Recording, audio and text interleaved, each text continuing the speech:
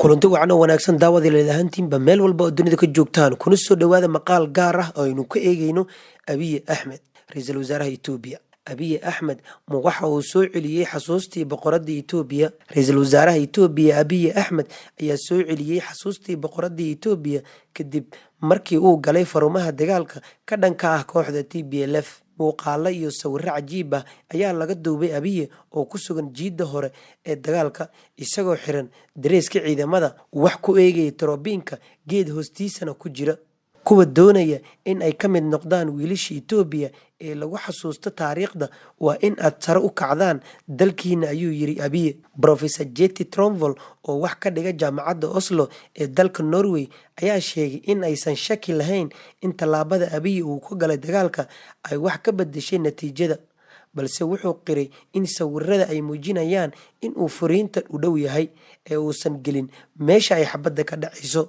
ciidamada TPLF ayaa ku laayay dad magaalada Debre Birhan oo 130 kiiloomitir oo kaliya u jirta Addis Ababa ka hor inta aanan dib looga riixin magaalada Weldeya oo 400 kiiloomitir u jirta caasimadda Addis Ababa.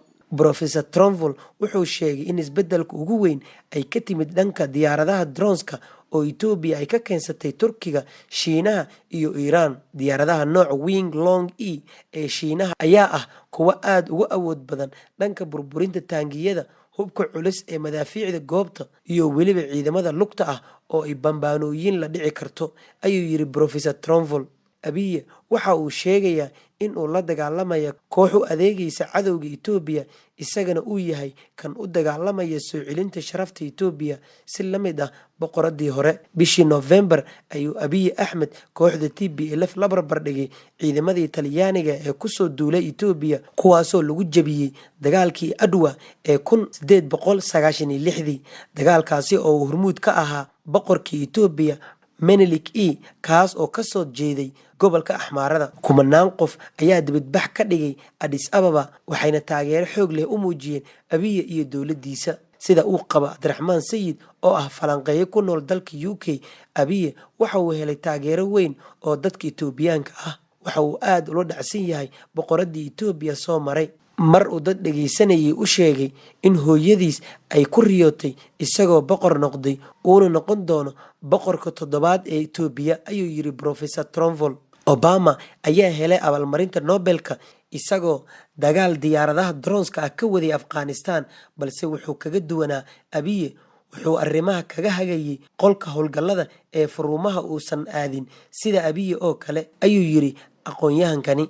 Abiy markii koowaad waxa uu tagay furiimaha bari ee dagaalka halkaas oo ciidamada gaarka ee gobolka Canfarta ay ka dagaalamayeen.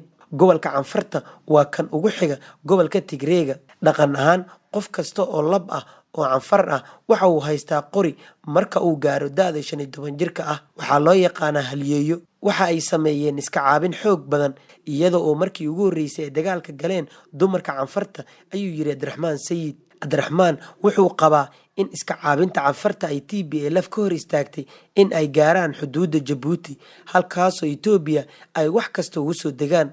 haddii ay TPLF qabsan lahayd xuduudda Djibouti, dhaqaalaha Itoobiya jilbaha ayuu dhulka dhigan lahaa, wax badeeco ahna Addis Ababa ma aysan gaareen. sidaasi darteedna waxaa kordhi lahaa fursadaha ay TPLF ku qabsan karto Addis Ababa, ayuu yiri Abdiraxmaan. Abiy mar kale ayuu furiimaha ku noqday, waxaana muuqata in ciidamadiisa ay gaareen guulo iyaga oo la wareegay magaalooyin kale. Professor Tromvel wuxuu qabaa in inkastoo uu Abiy u xajistay awoodda, haddana uu dhaawacay sumcaddiisii caalamka isagoo iska dhiga tiray dhammaan baaqyadii xabad joojinta xilli la soo wariyay in ciidamadiisa ay galeen gabadfala. balse Abdiraxmaan Sayid waxa uu qabaa in Abiy uusan lahayn dooq badan iyo kala doorasho uuna ku qasbanaa in uu iska caabiyo